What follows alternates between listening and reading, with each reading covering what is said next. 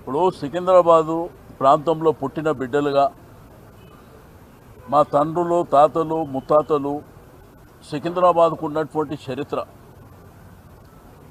ఇప్పుడే దేశపతి గారు చెప్పినట్టు ఒక రైల్వే స్టేషను, ఒక గాంధీ హాస్పిటల్, ఒక మోండా మార్కెట్, ఒక మాంకాళి జాతర, పెరేడ్ గ్రౌండ్స్ కానివ్వండి, ఆర్ట్స్ కాలేజ్ కానివ్వండి, మహబూబ్ కాలేజ్ కానివ్వండి, రాష్ట్రపతి గారు విడిది చేసేటువంటి బొల్లారం ప్రాంతం కానివ్వండి, ఆ మట్టితోని ఆ భూమితోని మాకున్నటువంటి అనుబంధం సంబంధం ఈరోజు ఈ ముఖ్యమంత్రి గారు మరి మా తల్లిదండ్రుల పేరే మార్చే పద్ధతిలో ముందుకు రావడం అనేది దుర్మార్గమైనటువంటి చర్య. మేము ఆ కార్యక్రమాన్ని తీసుకున్నప్పుడు ముఖ్యమంత్రి గారు ప్రెస్ కాన్ఫరెన్స్ పెట్టి చెప్పిండు నేను సికింద్రాబాద్ జోలికి రాలేదని. కానీ బేగంపేట ప్రాంతం కానివ్వండి, బోయిన్పల్లి ప్రాంతం కానివ్వండి, మోండా మార్కెట్ ప్రాంతం కానివ్వండి, నార్త్ జోన్ ఆల్రెడీ వేరే కమిషనరేట్లో కలిపినటువంటి ఆల్రెడీ ఫంక్షనింగ్ కూడా జరుగుతుంది. దీన్ని ఏంటంటే మా అస్తిత్వం, మా ఆత్మ గౌరవానికి సంబంధించినటువంటి ఈ యొక్క కార్యక్రమాన్ని మా ప్రజల హక్కుగా అక్కడ ఉన్నటువంటి విద్యార్థులు కావచ్చు, డాక్టర్లు కావచ్చు, అడ్వకేట్లు కావచ్చు, అన్ని మతాలు అన్ని వర్గాలు కావచ్చు, ఎప్పుడు సికింద్రాబాద్ ప్రాంతం పీస్ఫుల్గా ఉండేటువంటి ప్రాంతం.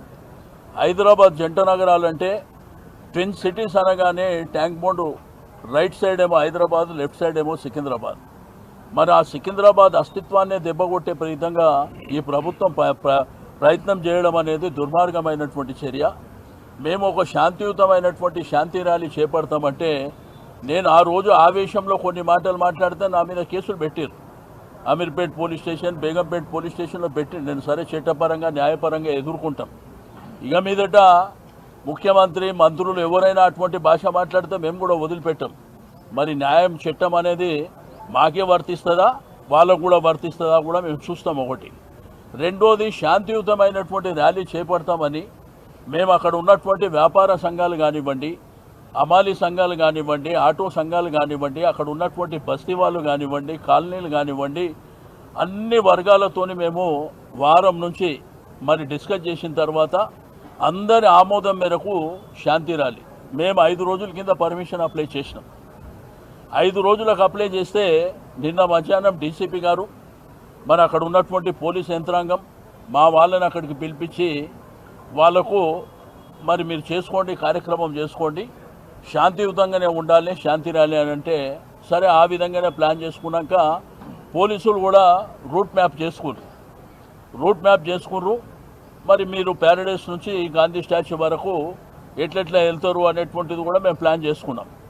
తీరా రాత్రి 10:40 అందరు పండుకున్నాక రాత్రి వాట్సాప్లో మీ పర్మిషన్ని మేము క్యాన్సిల్ చేస్తున్నామని అంటే మరి పండుకున్నంత రాత్రి మీకు 5 రోజుల నుంచి మేము అప్లై చేస్తే మీరు ఒకవేళ రిజెక్షన్ చేస్తే మేము కోర్టుకు వెళ్తుంటాం.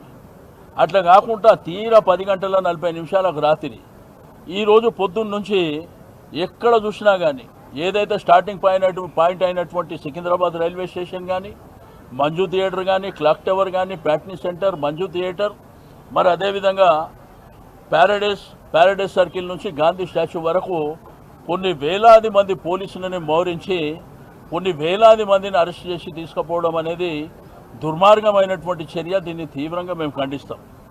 ఎట్టి పరిస్థితుల్లో మా అస్తిత్వం మీద, మా ఆత్మ గౌరవం మీద దెబ్బ కొడితే మాత్రం ఎట్టి పరిస్థితుల్లో ఉపేక్షించే పరిస్థితి లేదు. మీ ప్రభుత్వాన్ని గద్దె దింపుతాం తప్ప మేము భయపడడానికి సిద్ధంగా లేము అని చెప్పి ఈ సందర్భంగా హెచ్చరిక చేయడం. సరే, ఈరోజు మీరు రాక్షస ఆనందం పొందొచ్చు మా కార్యక్రమాన్ని డిస్టర్బ్ చేసినని. మేము న్యాయబద్ధంగా కోర్టు నుంచి, న్యాయస్థానం నుంచి పర్మిషన్ తీసుకొని ఫస్ట్ వీక్లో తిరిగి ఆ కార్యక్రమాన్ని మరి అక్కడ ఉన్నటువంటి ప్రజల చైతన్యం, ప్రజలు ఏ విధంగా బాధపడుతున్నారో, వాళ్ళ మనోవేదన ఏందో అవన్నీ మీకు ఫస్ట్ వీక్లో చూడబోతున్నాం. బట్ ఒక్క శాంతి ర్యాలీతోనే కార్యక్రమాన్ని మేము ఆపం. విభిన్న రీతిల్లో విభిన్న కార్యక్రమాలు చేసుకుంటూ మేము ముందుకెళ్తాం. ఎట్టి పరిస్థితుల్లో మా అస్తిత్వం మీద దెబ్బ కొడితే మాత్రం మేము వదిలిపెట్టేటువంటి ప్రసక్తే లేదు.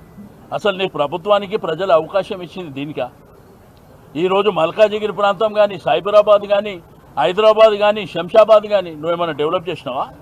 నీ ప్రభుత్వం వచ్చిన 2 సంవత్సరాలల్లా ఒక్క ప్రాజెక్ట్ అన్న కట్టినవా?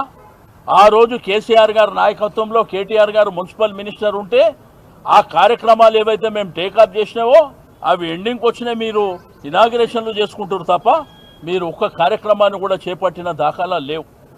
ఏం చేస్తున్నారు మీ ప్రజాపాలన అంటే? ఏం డెవలప్మెంట్ చేశారు హైదరాబాద్ సిటీలో, సికింద్రాబాద్ ప్రాంతంలో ఏం అభివృద్ధి చేసిర్రు?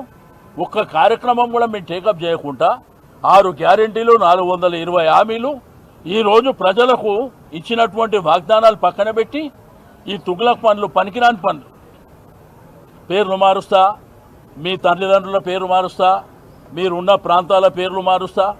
నీకెవడంటే అధికారం ఇచ్చింది?